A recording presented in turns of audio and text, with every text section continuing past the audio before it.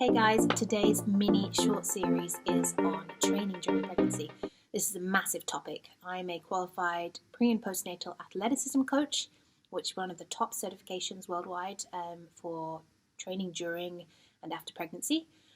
And I've been a coach in the industry for almost 11 years now, working with many different things. I focus a lot now in functional training and CrossFit and training women who are pregnant, wanting to get pregnant, or have been pregnant, to be able to maintain a level of fitness, or at least be mentally prepared for the change that becoming pregnant is, which I will admit myself I was not quite ready for.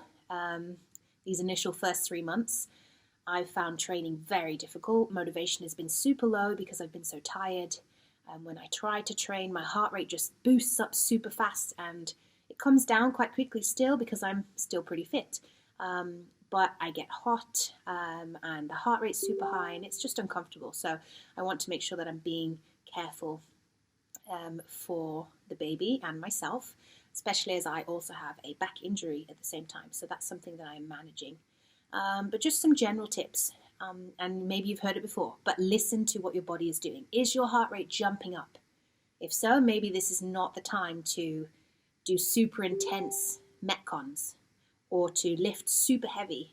We can use strategies like using tempos, lighter weight, something like an EMOM. So every minute you do a movement, a certain number or a certain time frame, and give yourself rest time.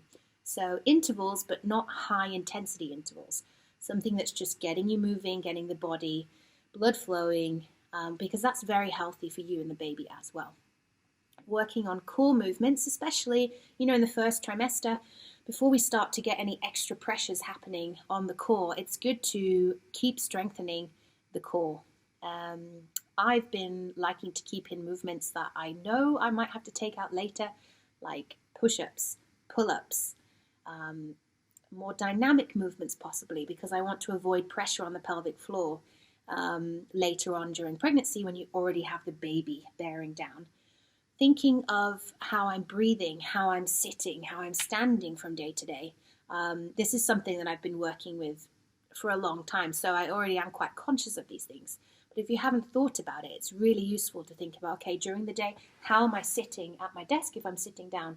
Am I sitting like this? This is not going to be good. And when we're holding a baby, it's going to be even more exaggerated, and you might find you end up being very tight here, and you're actually using your core here. You could end up starting getting back issues because you're actually leaning back with the baby. So we want to train these kind of positions that you may also encounter later on in pregnancy.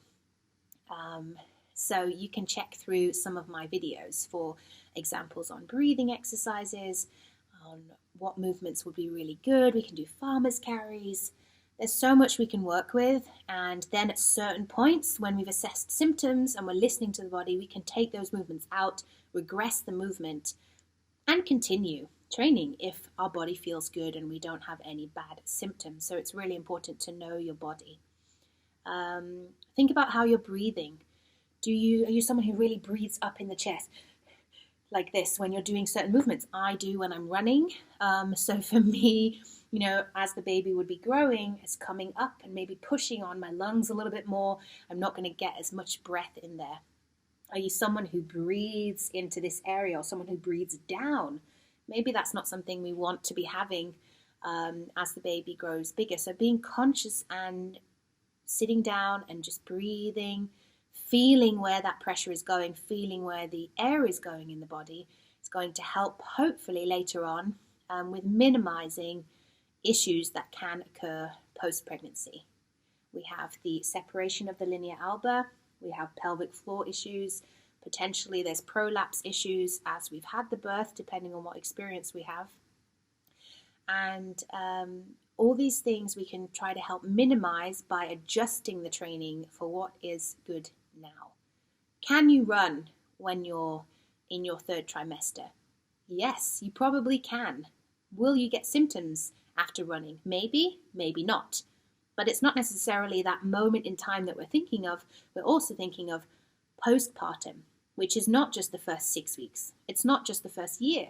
It's actually your whole life afterwards. So if you're someone who really likes to run, now, and you want to continue running until you're in your 70s, 80s, you might not be able to do that if you get issues from running now because your body is under more stress. So it might just be, you have to take that ego hit and take the running out for a few months so that you can build back stronger and be able to continue later on. So those would be my tips for training. If you want any extra help, I work with women online, different areas of the world, in different capacities on, just programming for them during pregnancy, because maybe it's not an expertise that they have. And just because you've been pregnant does not mean that you have the knowledge to then advise others, because pregnancy is so individual and you need to know how these systems work together, not just how it was for you, because that might not be the same for someone else. And that's when we can start seeing a lot of issues. So hopefully this video helped. It wasn't as short as I had hoped for, but have a great day and we will see you next episode.